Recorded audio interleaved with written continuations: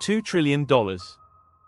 That is roughly how much trade moves every single year between three countries: the United States, Canada, Mexico. On July 1, 2026, America reopened the trade agreement that governs almost all of it. Not with a dramatic exit. Not with a treaty ripped up on live television. Not with a signature and a slammed pen. Just one sentence, read out on a call with reporters. The United States did not agree to renew the USMCA in its current form.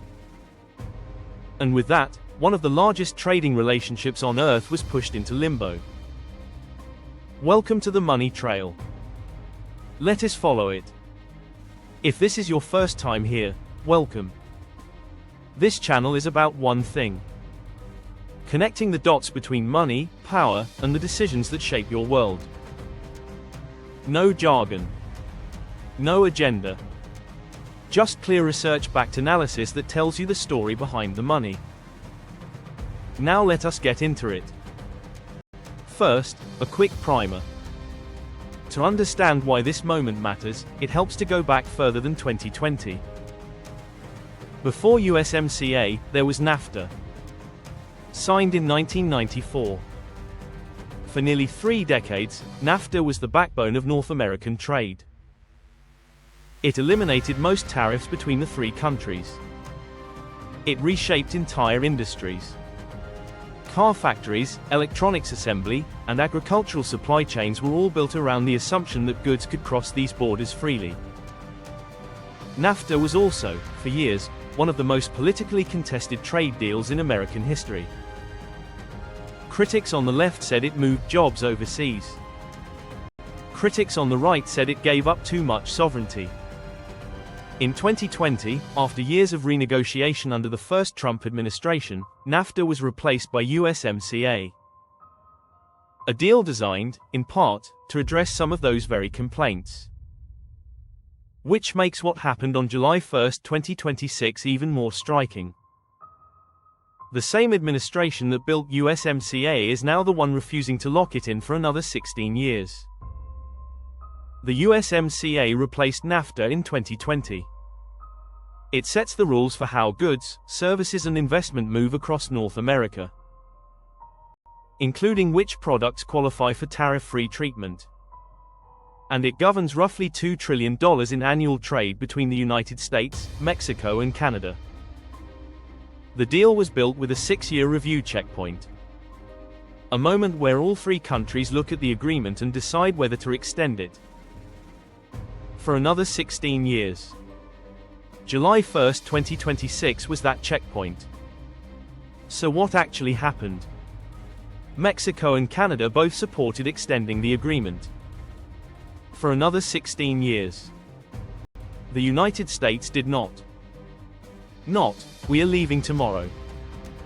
Not, the agreement is dead. Something more subtle. The United States would not renew the USMCA in its current form. U.S. Trade Representative Jamieson Greer made the position explicit. Washington would not lock in the agreement as it currently stands. So this was not a trade collapse. It was something more subtle. And in some ways, more dangerous. The deal survived. The certainty did not. Instead of being locked in for another 16 years, it now enters a 10-year countdown. With annual reviews. Any of the three countries could try to renegotiate major parts of it. Any of them could ultimately walk away, the same withdrawal option that has always existed in the agreement, with 6 months' notice. A trade deal that businesses on 3 continents built supply chains around just became a lot less certain. So why did the United States say no one word, according to senior officials? Deficits. Last year, the United States ran a record goods trade deficit with Mexico. Nearly $200 billion. It also ran a sizable deficit with Canada. For President Trump, these deficits have been a political fixation for years. A senior administration official said it bluntly.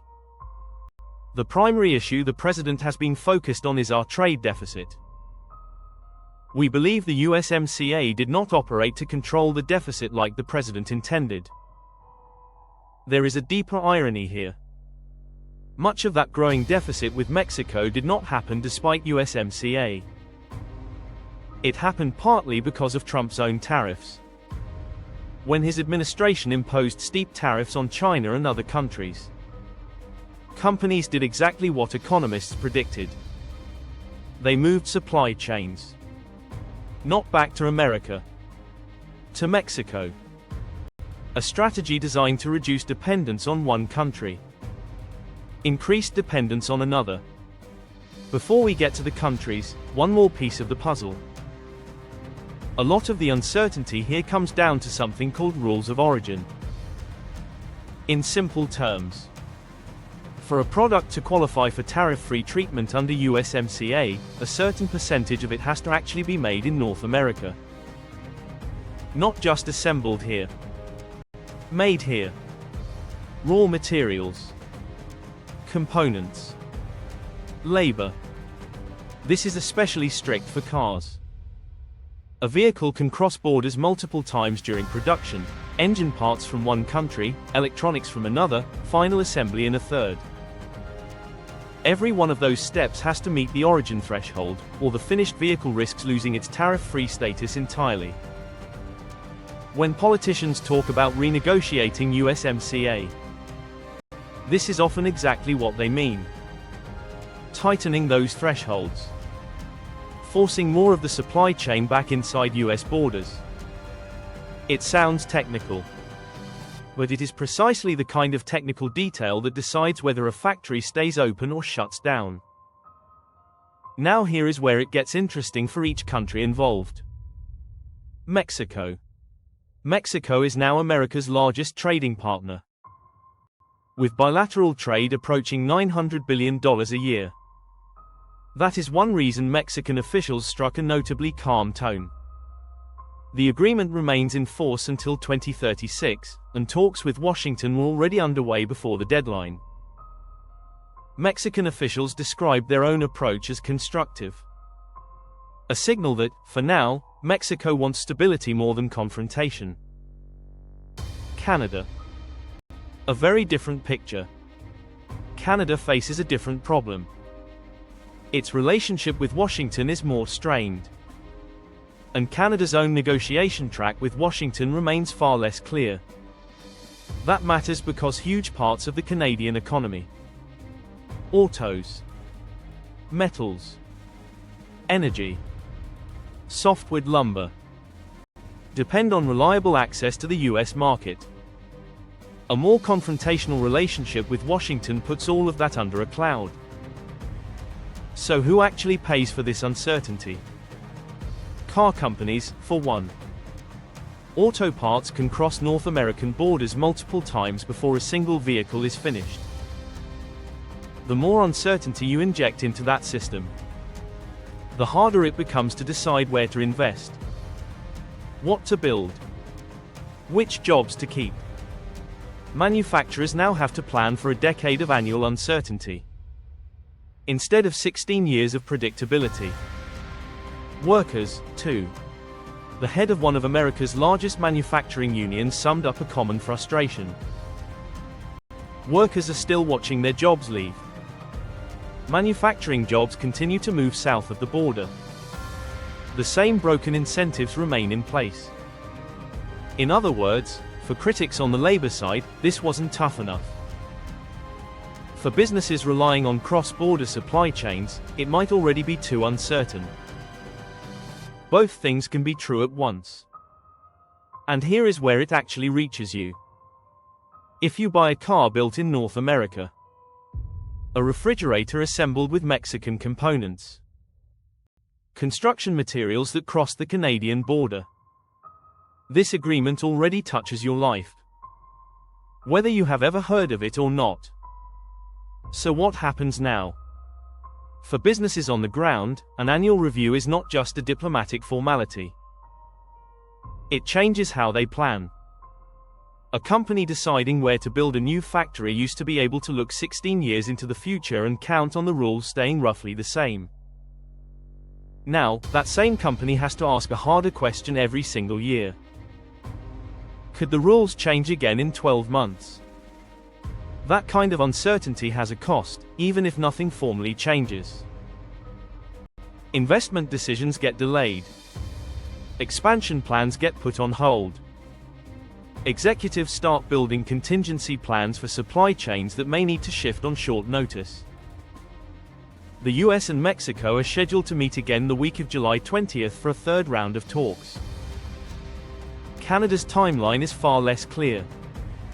From now until 2036, the agreement faces annual reviews. Every year, all three governments will be back at the table.